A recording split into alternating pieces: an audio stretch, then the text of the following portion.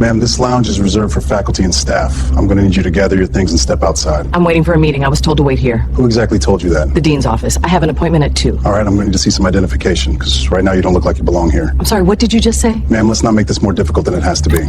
The body cam clip pinned to Officer Stephen D. Lewis's chest recorded every second of the mistake that would end his career.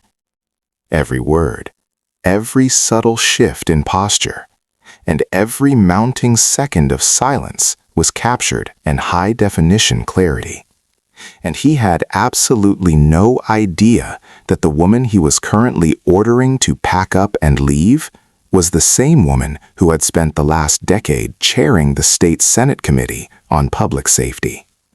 Senator Ashley S. Ramirez wasn't scrambling for her phone or trying to plead her case. She sat perfectly still in that faculty lounge armchair, watching a man she technically funded tell her she didn't look like she belonged in a building where she was the honored keynote speaker. While Lewis thought he was just performing a routine removal, Ashley was already mentally filing the preservation request for the footage that would eventually become national news. Before we go any further, drop a comment and let me know where you're watching from.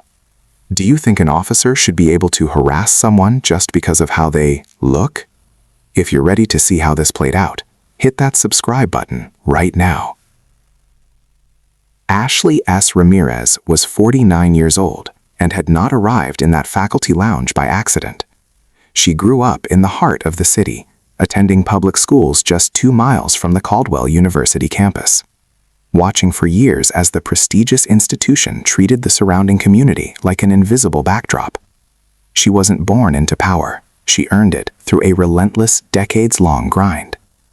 Ashley secured her undergraduate degree in political science on a full academic scholarship before tackling a law degree at night while working a full-time job.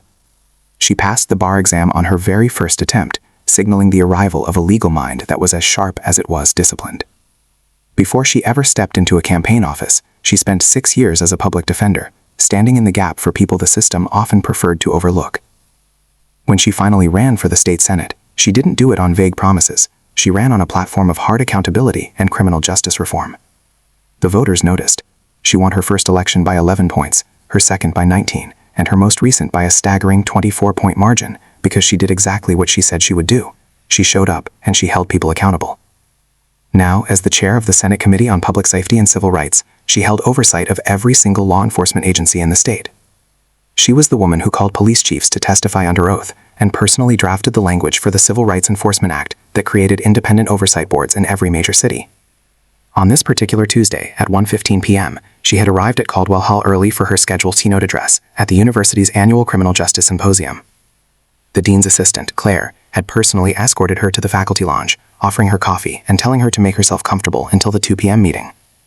Ashley sat near the window in a professional blazer and slacks, reviewing her notes on sentencing reform and recidivism rates, completely unaware that her presence alone was about to trigger the very bias she spent her career trying to legislate out of existence. Stephen D. Lewis was 38 years old and had spent 11 years with the Harrove Police Department, patrolling a beat that primarily covered the University District. For over a decade, his daily routine consisted of responding to minor noise complaints, parking violations, and the occasional heated student altercation. He viewed himself as a man who knew every corner of that campus, every restricted doorway, and every access point that required his specific authority. The university maintained a formal agreement with the department, granting officers like Lewis the power to conduct routine welfare checks and respond to calls inside academic buildings, a power he exercised with a particular kind of confidence. To anyone watching his career from the outside, Lewis appeared to be a standard, quiet officer doing predictable work, but a deep dive into his incident log revealed a much sharper, more disturbing reality. Over the previous 3 years, Lewis had recorded 28 specific interactions involving stops, ID requests, or removals from university property. On paper, each of these incidents looked like a routine exercise of protocol, but the data told a story of a particular alertness that seemed to activate only in the presence of certain people. Of those 28 stops, 22 involved Black or Latino individuals, a figure that stood in stark contrast to the actual demographic makeup of the surrounding area. While the local population was roughly 43% minority, Lewis's stops were overwhelmingly skewed, yet no one in the department had ever bothered to connect the dots. Each file sat in isolation, an unremarkable record of a good cop who claimed he was just reading the room and identifying who fit and who didn't. Lewis had been allowed to operate on this unchecked instinct for years, never once being asked why his suspicion was so specifically targeted. He had grown comfortable in a district where his word was usually the final word, and where his targets rarely had the means or the knowledge to challenge his authority. He believed he was just doing his job, enforcing the boundaries of a campus he felt he owned, never suspecting that his 29th stop would be the one to expose a pattern he didn't even realize he was leaving behind. At 1:28 p.m., the routine silence of the faculty lounge was broken by the heavy, rhythmic click of leather boots on the polished floor. Officer Stephen D. Lewis entered the room on a standard pass, his body cam already humming, a digital witness to a confrontation he was certain he would control. His eyes scanned the room, bypassing the familiar faces of the university staff, until they landed on Ashley Ramirez. Something in his mind flagged her immediately. She didn't have a faculty badge pinned to her blazer, nor was she wearing the colorful visitor lanyard often seen on prospective students. To Lewis, she was a foreign element in a restricted ecosystem. He walked directly toward her, his shadow falling across her notes, as he delivered the command that would spark a national firestorm. The lounge was for faculty and staff only, and she needed to pack up and leave. Ashley looked up from her phone, her expression unreadable, her breath steady. She had spent her entire professional life in rooms where men like Lewis tried to use their pasture to dictate the terms of reality. She calmly informed him that she was waiting for a meeting and had been instructed to wait there by the dean's office. Lewis didn't ask for her name. He didn't check the guest list. Instead, he leaned in and asked who exactly had told her that, before uttering the words that would later be etched into a federal lawsuit. "I'm going to need some ID because you don't look like you belong here." Ashley set her phone down on the arm of the chair with a deliberate, haunting slowness. She didn't flinch, and she didn't raise her voice. She simply asked him to repeat himself. Lewis, misreading her calm as a sign of impending compliance, doubled down on his mistake, telling her not to make the situation harder than it needed to be. He stood over her, hand resting near his belt, perfectly convinced of his authority, while Ashley watched him with the measured gaze of a woman who knew exactly how much power she held, and exactly how much he was about to lose. Ashley sat perfectly still, the silence in the room growing heavy as she forced Lewis to sit in the tension of his own making. She didn't reach for her bag or scramble to find her license. Instead, she looked him directly in the eye and asked a single, pointed question. "Am I being detained?" It was a question Lewis hadn't expected. Most people in this lounge, when confronted by the badge and the uniform, would have handed over their ID immediately out of nerves or a desperate desire to end the discomfort. They didn't usually stop to interrogate their own legal status in the interaction. Lewis shifted his weight, his jaw tightening as he realized he was no longer the one directing the flow of the conversation. He stammered that she wasn't being detained, just that he was asking for identification. Ashley didn't give an inch. She calmly informed him that if she wasn't being detained, she was free to remain exactly where she was and continue waiting for her meeting. The air in the room shifted. A student passing by in the corridor slowed to a halt, sensing the friction, while a faculty member across the room stopped pretending to read their book. Lewis felt the eyes of the room on him, and rather than de-escalating, his ego took the lead. He lowered his voice, a veiled threat wrapped in a command, and told her he could have her removed from the building entirely. Ashley didn't lower hers. She invited him to try, noting with a razor-sharp precision that he would then have to be the one to explain to the dean why the keynote speaker was standing on the pavement instead of addressing the 400 people waiting in the auditorium downstairs. For the first time, Lewis felt the ground shift beneath him as the words keynote speaker and dean hit him with the weight of a physical blow. Even with the mention of the dean, Lewis's ego refused to let him retreat.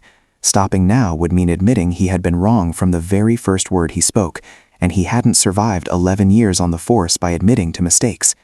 He demanded her name, and when she provided it, he watched her face with a cold, hollow intensity. But the name Ashley Ramirez meant nothing to him, an absence of recognition that gave him just enough false confidence to keep going.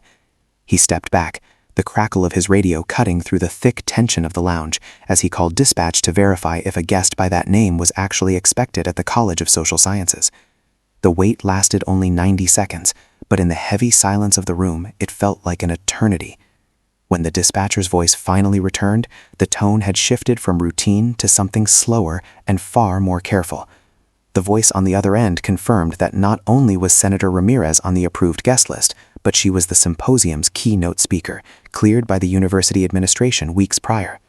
Lewis stood frozen with the radio still in his hand, the weight of the situation finally crashing down as he realized a student in the doorway was recording the entire exchange on a smartphone. The faculty member at the desk had stopped pretending to work entirely, and more students were craning their necks to witness the fallout. The confirmation from dispatch hadn't just proved him wrong. It had documented, on a running body cam and in front of multiple witnesses, that he had approached a woman with zero justification and told her she didn't look like she belonged. Everything he had said was now a matter of record, and for the first time in his career, Stephen D. Lewis was the one being watched. Lewis should have apologized and walked away, a quiet exit being the only move left to limit the damage, but instead he reached for the standard script of an officer who has lost the argument but cannot admit defeat. He began muttering about protocol and restricted areas, claiming his actions weren't personal, but Ashley had already moved past him. She calmly demanded his name, badge number, and the name of his supervisor, typing every detail into her phone alongside a word-for-word account of his belonging comment. At 2:04 p.m., Dean Hartwell arrived personally to escort her, offering an immediate apology as the university had already been alerted by the police liaison. Ashley thanked him, but made it clear that any apology from the institution needed to be formal and in writing. Minutes later, she stood at the podium in the auditorium, looking out at 400 expectant faces. She spoke for 40 minutes on police accountability and what happens when authority confuses power with the rule of law. She never mentioned Lewis by name. She didn't have to. The student's recording had already hit the internet at 3:47 p.m., and by the time she finished her closing remarks, the footage had cleared 90,000 views. Those in the audience described her presence as surgical, composed, precise, and in total command of the room. The woman who had been told an hour earlier that she didn't belong in the building was now the only person in it that anyone was listening to, and her silence regarding the officer was the loudest statement of all. The viral momentum of the student's video left the Harrove Police Department with no room to maneuver, forcing the Internal Affairs Division to open a formal investigation within 48 hours.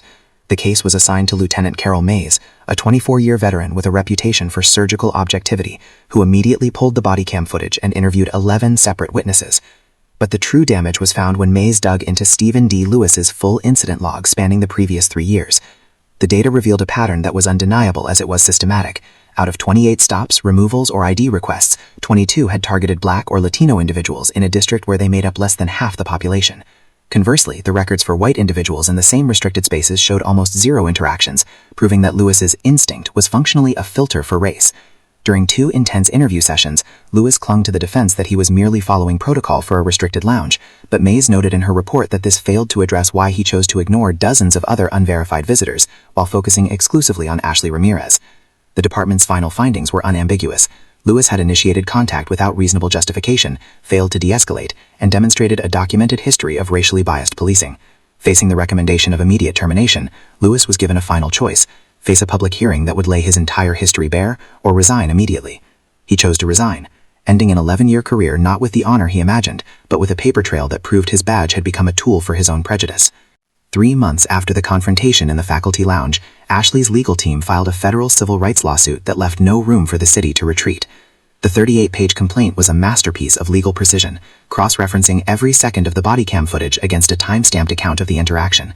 It didn't just target Lewis's behavior that afternoon, it lay bare the department's systemic failure to address a pattern of racial profiling that had been hiding in plain sight for years. When the city attorney's office finished reviewing the documentation, the advice to the mayor was swift and grim: set immediately and set seriously.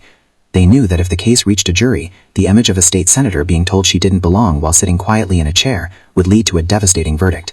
After 5 weeks of intense negotiations, the final settlement was set at $695,000. But for Ashley, the money was never the objective.